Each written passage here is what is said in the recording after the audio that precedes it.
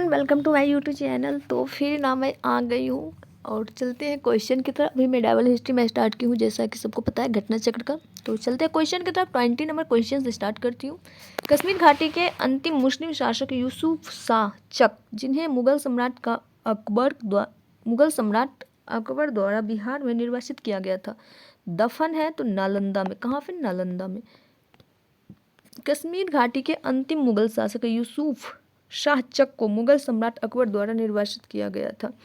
निर्वासन के दौरान यूसुफ शाह चक की मृत्यु 1592 ईस्वी में बिहार में हुई, जिसे नालंदा में दफनाया गया था। होली त्योहार के सार्वजनिक उत्सव में भाग लेने वाला दिल्ली का प्रथम सुल्तान कौन था? तो वो था मोहम्मद बिन तुगलक। कौन था? मोहम्मद बिन तुगलक। दिल्ली के सुल्तान में मोहम्मद बिन तुगलक प्रथम सुल्तान था जो हिंदुओं के त्योहारों मुख्यतः होली में भाग लेता था। दिल्ली के किस मुस्लिम शासक के निधन पर एक इतिहासकार ने कहा, राजा को प्रजा से मुक्ति मिली व उन्हें राजा से? इसका हो जाएगा मोहम्मद बिन तुगलक। मोहम्मद बिन तुगलक जब दौलताबाद में था तभी तागी के नेतृत्व में गुजरात में एक विद्रोह हुआ। सुल्तान स्वयं इस विद्रोह को दबाने के लिए गुजरात गया। तागी पराजित हुआ और भागकर सिंध चला गया। सुल्तान गुजरात में शांति व्यवस्था स्थापित कर तागी को समाप्त करने के लिए सिंध की ओर रवाना हुआ। मार्ग में ही सुल्तान बीमार पड़ा और थट्टा के निकट 20 मार्च 1351 को उसकी मृत्यु हो गई।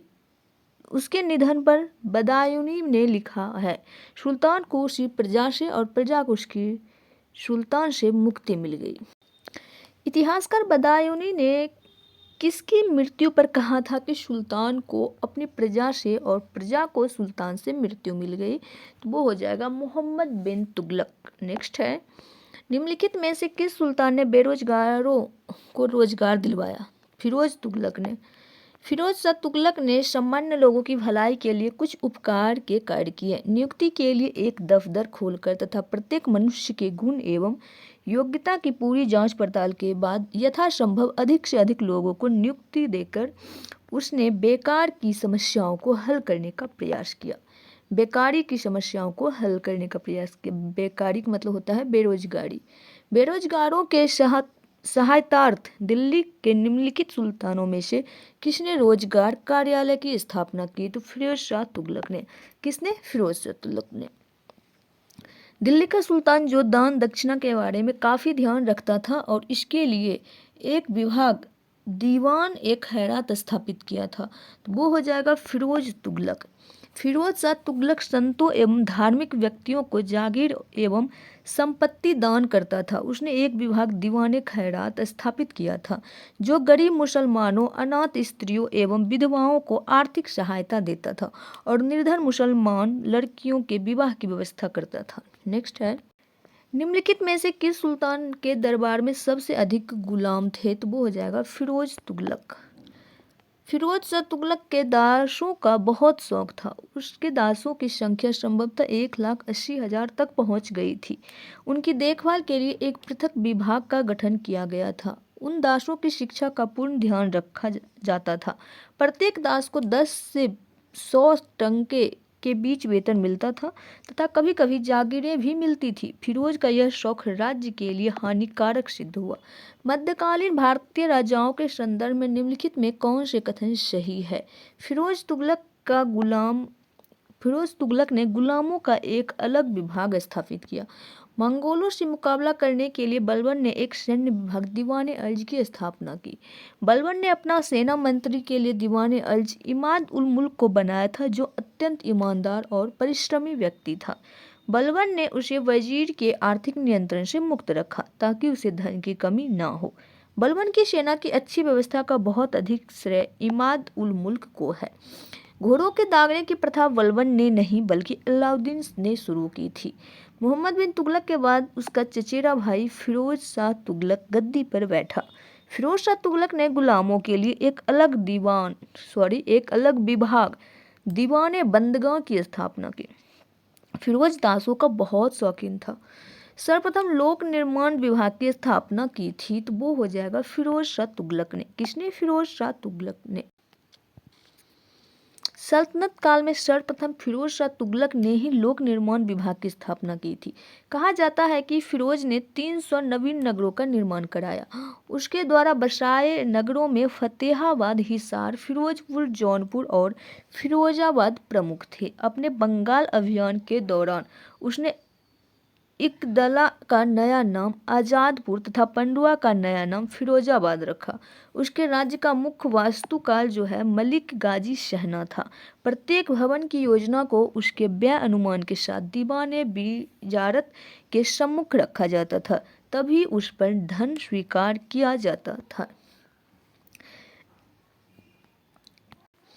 दिल्ली का जो सुल्तान भारत में नहरों के सबसे बड़े जाल का निर्माण करने के लिए प्रसिद्ध था, वह था फिरोज शाह तुगलक। फिरोज तुगलक का शासनकाल भारत में नहरों के सबसे बड़े जाल का निर्माण करने के कारण प्रसिद्ध रहा। सिंचाई की सुविधा के लिए उसने 5 बड़ी नहरों का निर्माण कराया। फिरोज तुगलक उलेमा वर्ग की स्वीकृति के पश्चात हक ए सर्व नामक सिंचाई कर लगाने वाला दिल्ली का प्रथम सुल्तान था। उन किसानों का जो सिंचाई के लिए नहरों का पानी प्रयोग में लाते थे, अपनी पैदावार का 1/10 भाग सरकार को देना पड़ता था। दिल्ली के किस सुल्तान ने सबसे ज्यादा नहरों का निर्माण किया था, तो वो हो जाएगा फिरोज शाह तुगलक ने। किसने? फिरोज शाह तुगलक ने। हक ए सर्व अथवा सिंचाई कर लगाने वाला दिल्ली का प्रथम सुल्तान कौन था?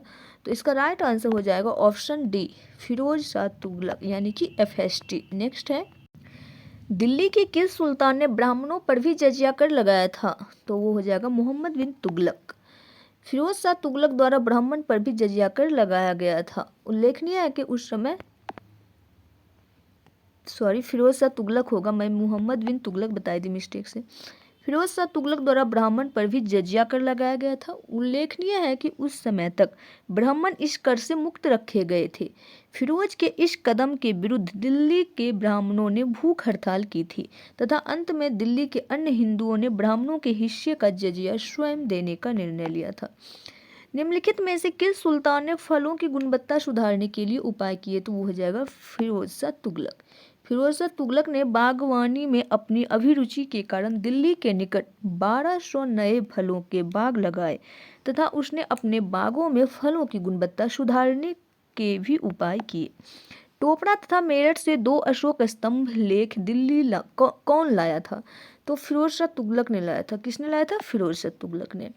फिरोज शाह तुगलक की विशिष्टता यह थी कि उसने अपने पूर्ववर्ती राजाओं और कुलीन पुरुषों के भवनों की मरम्मत कराने एवं उन्हें पुनः निर्मित कराने पर भी ध्यान दिया।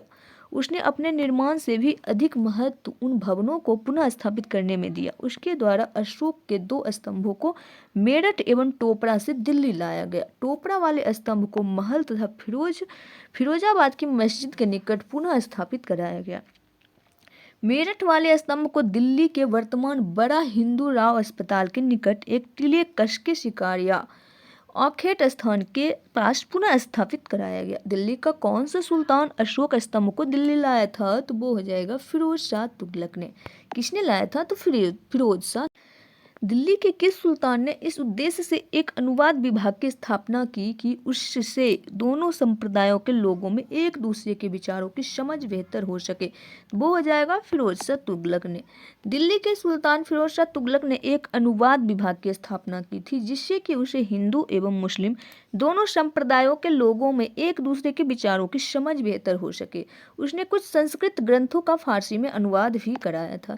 राज्य के खर्च पर हज की व्यवस्था करने वाला पहला भारतीय शासक था फिरोज शाह तुगलक। राज्य के खर्च पर हज की व्यवस्था करने वाला पहला भारतीय शासक फिरोज शाह तुगलक था। उसने दारुल सफा नाम की एक खैराती अस्पताल की स्थापना भी की। उसने कुशल हकीम रखे। फिरोज शाह तुगलक द्वारा स्थापित दारुल सफा क्या था? तो एक खैराती अस्पताल था। दिल्ली सल्तनत के तुगलक राजवंश का अंतिम शासक निम्नलिखित में से कौन था? तो नासिर उद्दीन महमूद। तैमूर ने किसके शासनकाल में भारत पर आक्रमण किया? तो इसका राइट आंसर हो जाएगा नासिरुद्दीन महमूद, जो कि ऑप्शन में नहीं दिया हुआ है। ठीक है, भारत पर तैमूर आक्रमण वस्तुतः तुगलक शासक नासिरुद्दीन महमूद के काल में हुआ था। भारत पर आक्रमण करने के उद्देश्य को तैमूर ने स्वयं स्पष्ट किया था। उनमें से एक था काफिरों से युद्ध तथा उनका विनाश तथा दूसरा था धन प्राप्ति। जनवरी 1399 ईस्वी में तैमूर फिरोजाबाद, मेरठ, हरिद्वार, कांगड़ा और जम्मू होता हुआ वापस लौटा। जाने से पहले उसने खिज्र खां को मुल्तान, दीपालपुर और लाहौर का सूबेदार नियुक्त किया। तैमूरलंग ने किस वर्ष भारत पर आक्रमण किया? तो वो हो जाएगा 1398 ईस्वी में। तैमूर के आक्रमण के बाद भारत में किस वंश का राज स्थापित हुआ? तो वो हो जाएगा सैयद वंश का।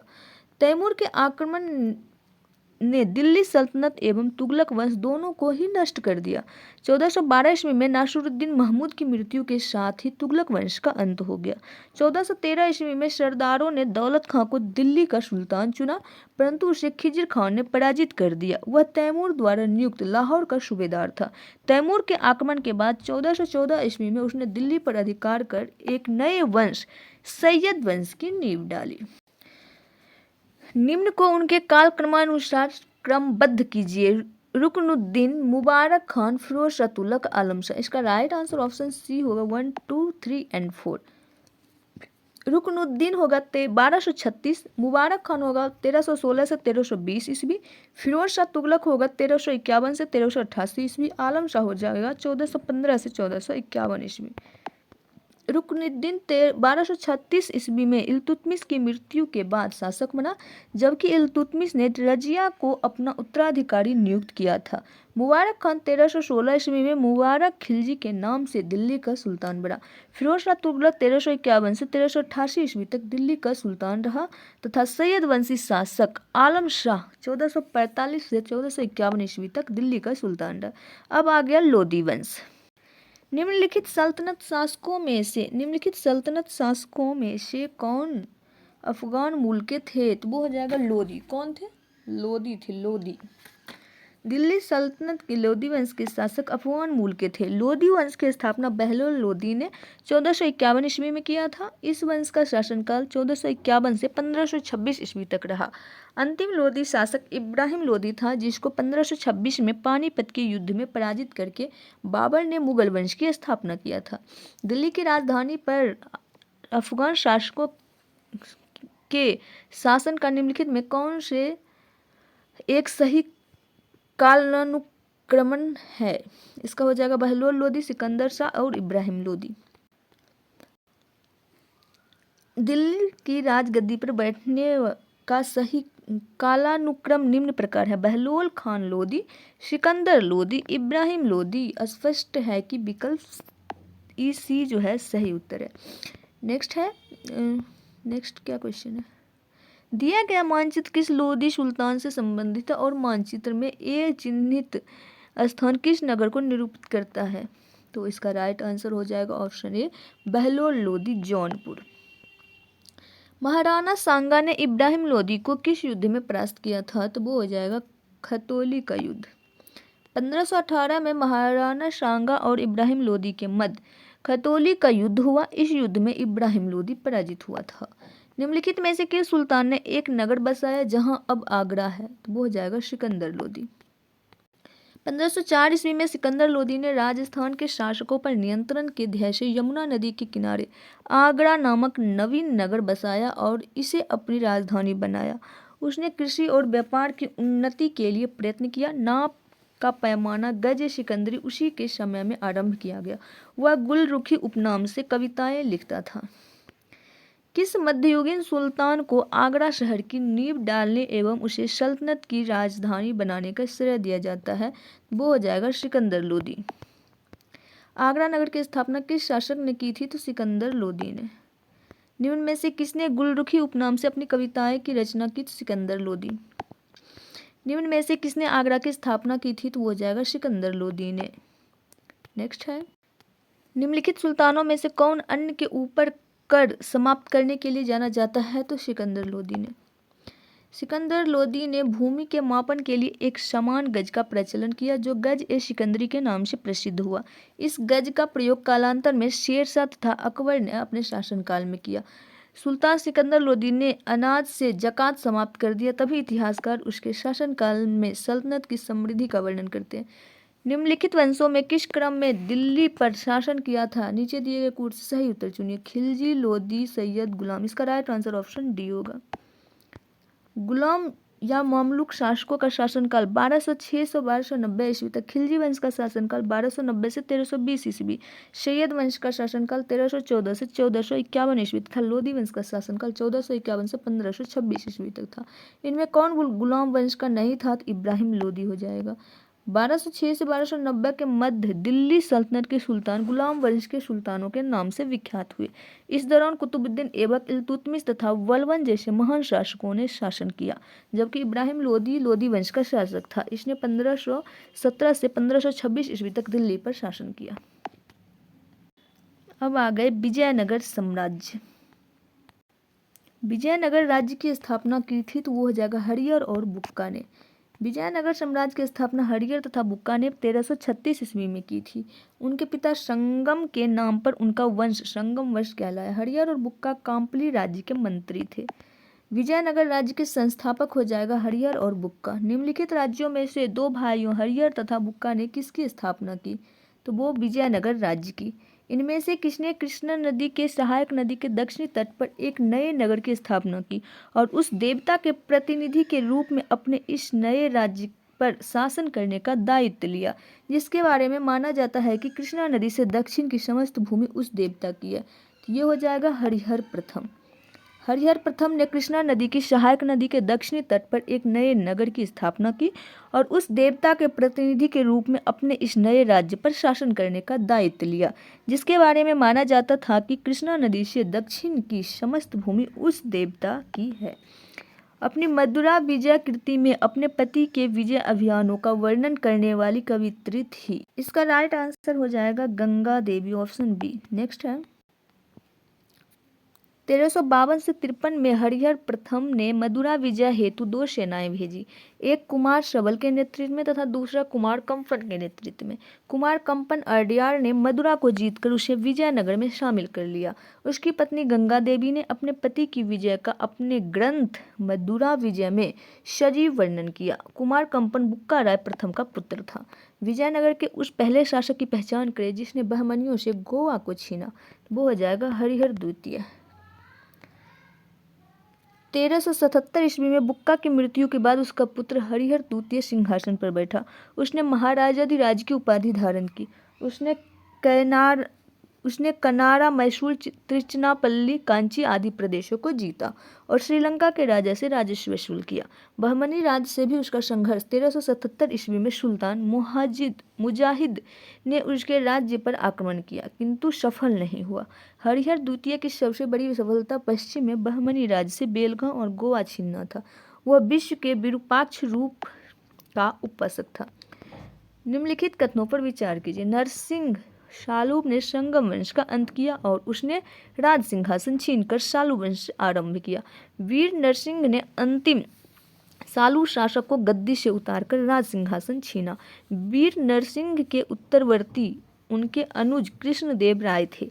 कृष्णदेव राय के उत्तरवर्ती उनके अर्ध भाई अच्युत देव राय थे। इसका राइट आंसर 1, 2, 3 एंड 4 होगा।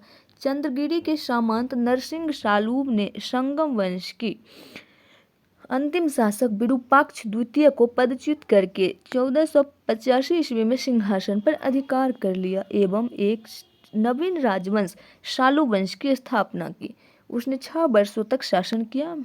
वीर नरसिंह ने नरसिंह शालूब के पुत्र को पदच्युत कर सिंहासन पर अधिकार कर लिया एवं तुलु वंश की नींव डाली। 1509 ईस्वी में उसकी मृत्यु के बाद उसका अनुज कृष्णदेव राय थे।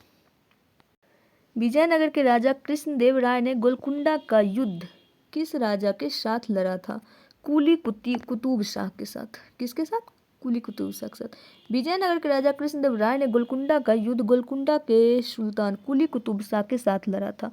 गोलकुंडा में कुतुब शाह वंश की स्थापना कुली कुतुब शाह ने की थी। जब कृष्णदेव राय उड़ीसा के साथ युद्ध में व्यस्त था तब कुतुब शाह ने विजयनगर की सीमा पर स्थित पांगल और गुंटूर के दुर्ग पर आक्रमण किया तथा वारंगल कोंडविदु आदि के किले जीत लिए। इसके पश्चात उसने विजयनगर पर आक्रमण करने का प्रयास किया। कृष्णदेवराय और कुतुब शाह के बीच संघर्ष हुआ, जिसमें कुतुब शाही सेना पराजित हुई। कृष्णदेवराय के दरबार में अष्टदिग्गज कौन थे? तो 8 तेलुगु कवि। इनमें से किसे आंध्र भोज भी कहा जाता है? तो कृष्णदेव राय को। तो आज के लिए इतना ही, मिलेंगे नेक्स्ट वीडियो में। तब तक के लिए bye, take care, all the best. Video पसंद आए तो वीडियो को लाइक कर दीजिएगा, चैनल को सब्सक्राइब कर दीजिएगा। Thanks for watching, bye bye.